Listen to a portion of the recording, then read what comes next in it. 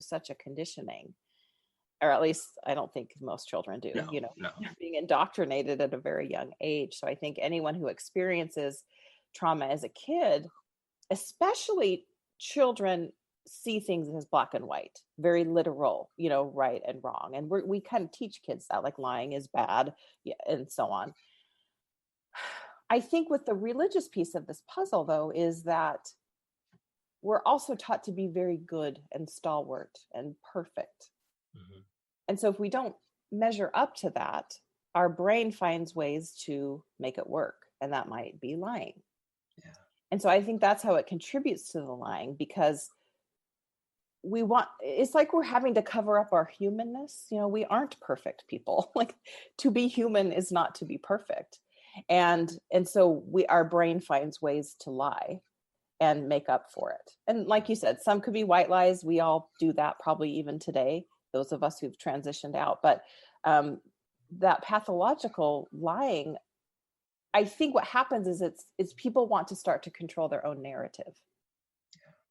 And so they create up stories to cover up parts of their life that they don't want people to think they're not being good enough in, which leads to secrecy. Yeah. And so all of that contributes and kind of compounds the trauma that we experience on the other end when we're trying to leave it. Yeah.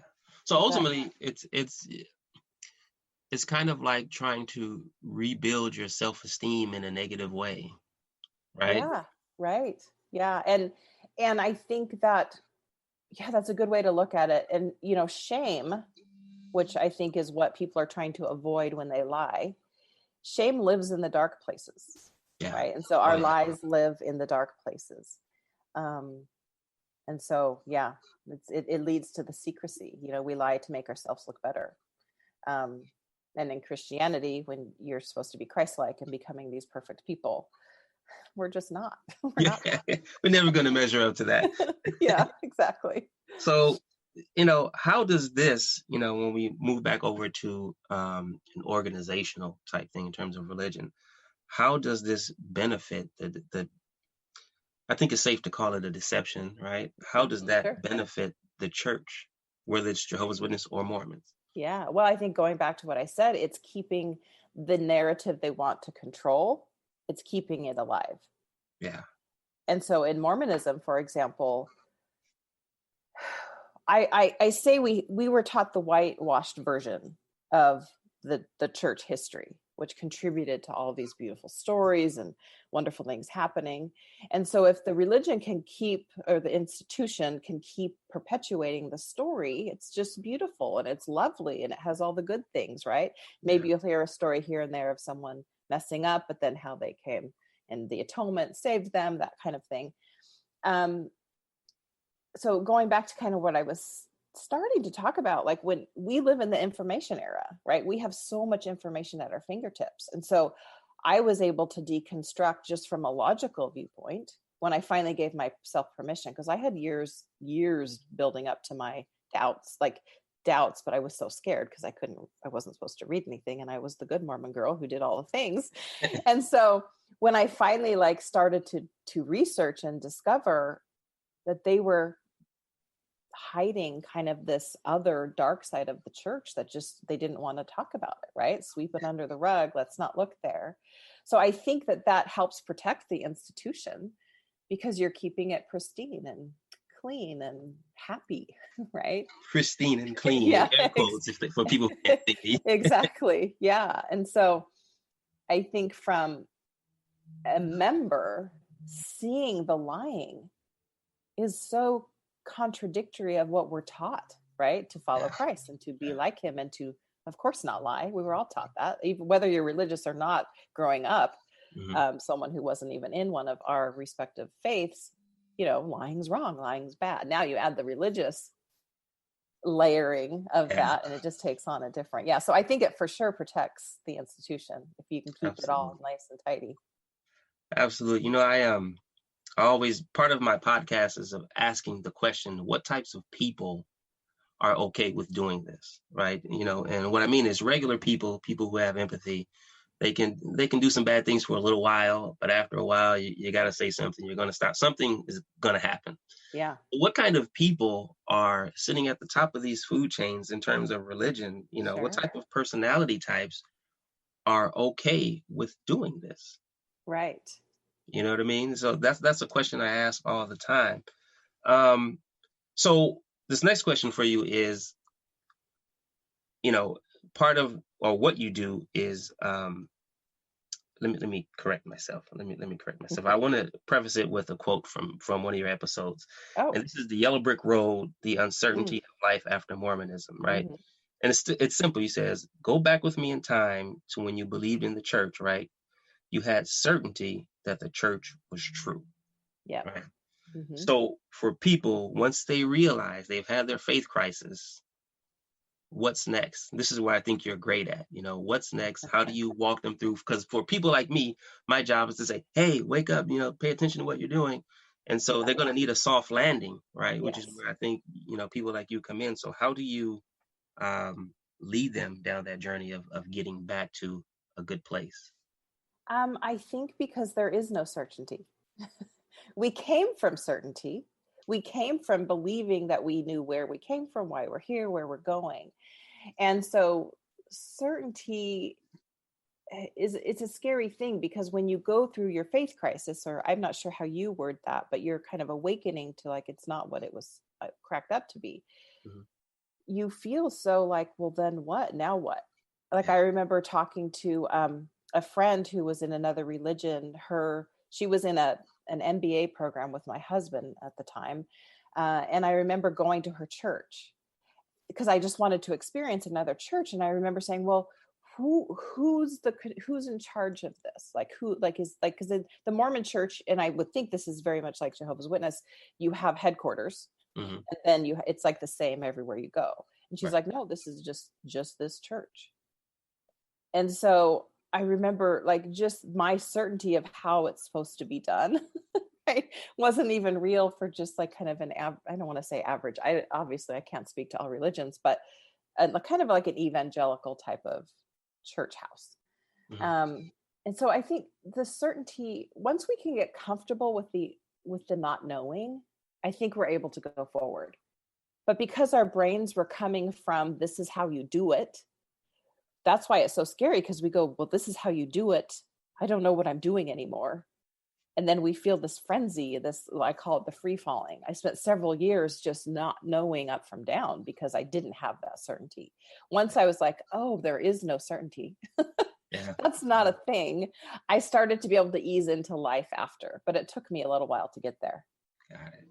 There's something about doing the new thing that, people run from. I am one of those people too when it first started. Even if your path was, something that wasn't good for you, to say, I'm going to leave that here and then come out into this space that I know nothing about is absolutely terrifying. It's Yes. terrifying. So I do have that compassion for people when they don't want to leave, although it may not seem so on my Instagram page sometimes, but I do have that compassion for them. And I try my best to try to keep that in mind when I'm writing what I'm writing. But I understand that it's scary. But Yeah. ultimately, for even just for health reasons, it has to be done, Sure. because sitting on that kind of stuff, in the world of that I call make believe, just cannot be good for you long term. Right. Yeah. So let's get back to the lying part of this. How can a person reconstruct, if they've been living this way and telling all these fanciful stories, how do they reconstruct that model and say, you know what, this isn't working? Yeah. Little bit at a time. Because of the strain it also has on your personal relationships, right? Oh, yeah, On absolutely. top of that. So, how do they begin to even come in contact with themselves to say, this isn't working? Yeah. Well, it's not working, and that's why you find yourself in this kind of kerfunkle here, right? Like Right. you have this cognitive dissonance of want, like you were just referring to, like, well, maybe I'll just stay and make it work. I know I tried that for a few years. And you get to the other side and it's like, well, I can't anymore. I think you get to a point where you just can't. You have to kind of spread your wings and figure it out. And so I think that takes, for some people, it could take weeks. months or years. Like it took me years to deconstruct and to kind of pull through the lies that I saw. And then I'm like, well, how am I perpetuating these lies? And for me, I felt like staying in was perpetuating the lies. Yeah. And so I had to do that work where I find and for me, I weaned myself off of it. I knew it wasn't true, but I was still going. I have two boys. And at the time of my faith crisis, they were probably 8 and 10, I want to say, around that time period. And so I remember telling my husband, like, we'll just keep them going because I don't even know up from down right now. So I'm kind of no help. Right. And so I just kind of pulled myself away a little bit at the time, like stopped, like in Mormonism, we had a 3-hour chunk of time you're at church on Sundays. Mm-hmm. And I taught the young women's, I was a young women's leader. We have it kind of broken down into children's lessons, young men's, young women's, adults. And I remember the day that I could no longer I couldn't say these words because to me it was a lie. I'm preaching these things to these young girls who were 16 to 18 and feeling so conflicted because I'm like, but no, none of this is true. Yeah. And so I think you have to do a lot of deep soul searching to see at what point you can't keep it perpetuating. Yeah. And pull yourself away. So I would just reduce the time. I'd be like, okay, kids and husband are at church. I'll go home. I'll make everyone breakfast. So when they come home, they have a nice meal to come home to. Mm-hmm. I had to kind of compartmentalize because I needed to get myself on that, not firm ground footing, but like something that just at least felt like I knew the direction I wanted to go. One of the reasons or probably the sole reason this was an issue for me, why I wanted to bring this up, is because my brothers and sisters who are in the range of 8 to 10 years older than I, they actually grew up in regular, non-Jehovah's Witness setting. Mm-hmm. So the year my mother was pregnant with me is when when that whole thing started. And it was such a shift for them, right? I think, among whatever else they went through in their lives, that it made them very angry. And this is where I started when my mother and father started passing away, where I saw the lying and all the things that was happening from that. And then from there, I went to different friends, both male and female, who I knew, been through serious trauma, and before I learned about the lying. And so it was always linked to that. And so, I often wonder, initially, was it genetic? Before I understood what was really happening, was it a genetic deal? Was it a learned deal? Or is it a combination of the two? Yeah. What conclusion did you come to? Well, I initially thought it was genetic. And then, I went to a friend of mine who I was, helping her, assisting her, going with her for her counseling. And the lady said that lying is a learned behavior. Interesting. Right? Learned behavior. So anyway, that's what brought this whole thing up. But about your family, right? You grew up in this. So, how did they react to your decision to move on? Yeah, I call myself one of the lucky ones because I wasn't shunned. And I know correct me if I'm wrong, but in Jehovah's Witness, they're taught to shun and not speak to. Absolutely. Yeah. Absolutely. Now, and there's a huge right. You're not really taught that in Mormonism, but it happens naturally. And I'm in a lot of post-Mormon groups on Facebook and obviously on Instagram and social media and stuff. And you hear story after story where they are shunned and they're taught, well, or they're told until you come back or you'll be back, or like, it's just like they kind of pull away. And I think there's a natural pulling away when you fundamentally disagree with, some basics in life of how life's supposed to be. And religion definitely creates a very concrete narrative of how it's supposed to be. My family, I got to give my mom credit. She was a convert to the church when she was 16. So she wasn't raised in it, but she sure perpetuated it. But I don't blame my family because I just see that they don't see it yet. And they may never. They don't see what I see. And so in that sense, they've loved me, but they've felt sad for me. And they think I've fallen away and all of that kind of thing. Right. And so I don't blame them though for continuing their narrative of the church. It does, if that makes sense. Yeah, no, I get it. Yeah. But like I have fairly good relationships with my family. There's just some things we just don't talk about. Yeah, yeah. I'm one of those people that was actually a source of contention for my mom and I, even up until her deathbed. Mm. She'd asked me,